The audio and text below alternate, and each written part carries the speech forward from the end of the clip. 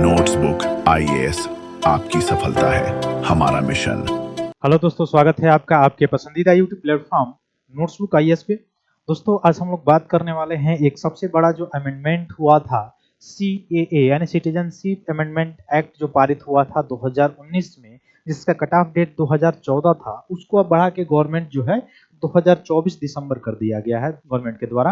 यानी ministry of जो home affairs है उसके द्वारा किया गया है। गृह मंत्रालय के अंतर्गत जो है ये सारी चीजें आती हैं। तो पहला चीज जो नागरिकता है वो हमारे संविधान में अगर बात किया जाए तो आप देखेंगे कि हमारे संविधान का जो पार्ट 2 है ना, भाग 2 जो है आप पढ़ेंगे तो भाग 2 किससे रिलेटेड है? तो संविधान का भाग 2 नागरिकता से रिलेटेड है। इसमें अनुच्छेद देखेंगे तो 5 से लेके अनुच्छेद 11 तक जो है नागरिकता से संबंधित प्रावधान है।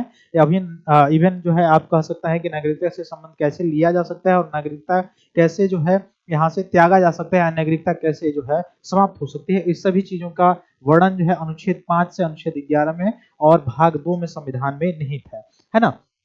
अब सीएए आप जानते हैं ये बहुत ही कोई नया करंट का मुद्दा तो है नहीं, हालांकि यह कट ऑफ डेट केवल बढ़ाने की वजह से थोड़ा सा सुर्खियों में आ गया है, तो यहाँ से प्रश्न बन सकते हैं। इवन सीएए जिस समय पारित कराया गया था, कब पारित कराया गया था? 2019 में। और 2019 में एक और बात हुआ था, जैसे जम्मू और कश्मीर जो है वह वहां से 370 को हटाया गया था, वहां पर भी उसको राज्य से हटा के स्टेटस दे दिया गया था यूटी का। ये सब आपको पता भी होगा, अक्टूबर 2019 के आसपास। उसी समय सीएए भी लागू किया गया था, यानी सिटीजनशिप अमेंडमेंट एक्ट, नागरिकता संशोधन अधिनियम।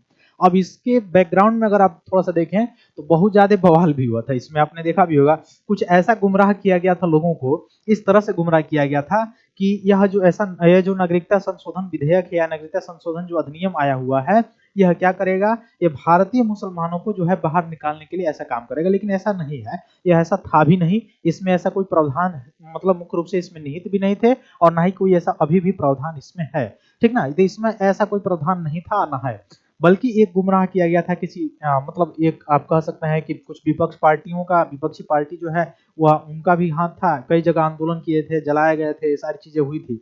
इवन इसमें तो केवल यही प्रावधान है कि जो हमारे पड़ोसी मुल्क है, पड़ोसी जो देश हैं, जैसे पाकिस्तान हो गया, अफगानिस्तान हो गया, बांग्लादेश हो गया, ठीक ना। इवन यहाँ के जो अल्पसंख्यक लोग हैं, अब चूंकि आप जाएंगे पाकिस्तान में तो पाकिस्तान के अल्पसंख्यक लोग कौन है? तो अल्पसंख्यक हिंदू है वहां का, फिर वो बौद्धिज्म है, जैनिज्म है, सिख है, ईसाई है। तो वहां पे जो अल्पसंख्यक है, बांग्लादेश में जो अल्पसंख्यक है, तो वहां के अल्पसंख्यक नागरिक अगर वहां से प्रताड़ित होने के बाद भारत में अगर आते हैं तो 2014 कट ऑफ डेट पहले था, उसमें अगर आते हैं, उससे पहले अगर वो आए हैं तो उनको नागरिकता मिल सकती है। तो ऐसा क्यों क्यों अल्पसंख्यकों को दिया गया, क्यों नहीं बहुसंख्यकों को, वहां के बहुसंख्यकों को क्यों नहीं दिया गया? ये सारी चीजें, उसका भी कारण है कि जिस देश में बहुसंख्यक है उसका तो कोई वहां पे माइनॉरिटी से संबंधित कोई सारी चीजें दिक्कतें तो होगी नहीं।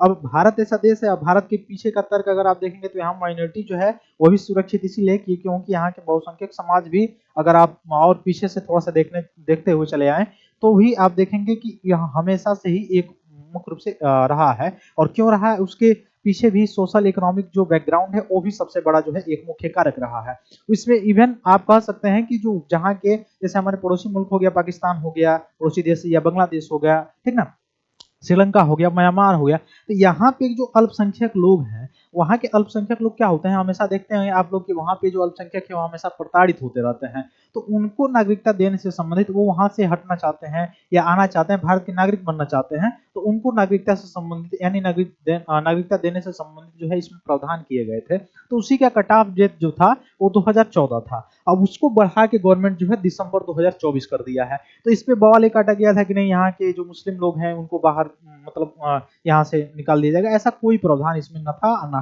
है ना, ऐसा कोई प्रावधान इसमें नहीं था। अब वहां के जो मुस्लिम लोग हैं उनको यहाँ पे नागरिकता न देने से प्रावधान, यानी उनके मुस्लिमों को छोड़ के बाकी जितने भी धार्मिक समुदाय के लोग हैं उनको नागरिकता देने से संबंधित प्रावधान इसमें है। अब आप कहेंगे तो वहां के मुस्लिमों को क्यों नहीं दिया जा रहा है नागरिकता यहाँ पे, कि इसमें प्रावधान ऐसा क्यों नहीं है? उसका कारण है कि वहां के जो मुस्लिम है वहां पे बहुसंख्यक समाज में आते हैं, तो बहुसंख्यक समाज में आते हैं तो उनको जो है इस तरह से वो प्रताड़ित नहीं हो पा रहे हैं, नहीं है, तो इसलिए उनको नागरिकता से संबंधित जो है ऐसा सारी चीजें नहीं की गई है, गवर्नमेंट की तरफ से कहना है।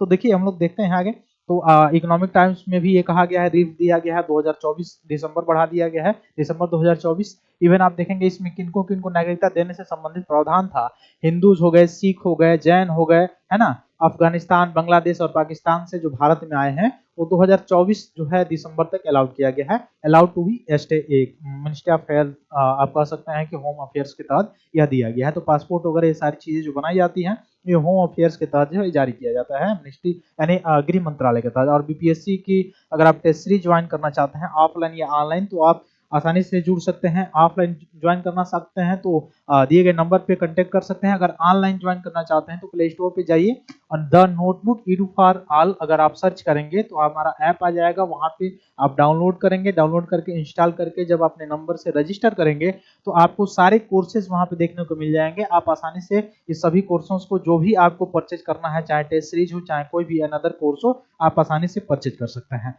ठीक है, तो सीएए के बारे में क्या चीजें थी मैंने आपको बता दिया शॉर्ट में, वही चीजें यहाँ पे लिखी गई है। सीएए यानी सिटीजनशिप अमेंडमेंट एक्ट यानी नागरिकता संशोधन अधिनियम 31 दिसंबर 2024 तक बढ़ा दिया गया है ना। 3 सितंबर 2025 को गृह मंत्रालय द्वारा यह आदेश जारी किया गया है। ठीक ना, तो इमिग्रेशन एंड फॉरेनर एक्ट 2025 के तहत यह अधिसूचित किया गया है, ये भी याद रखिएगा।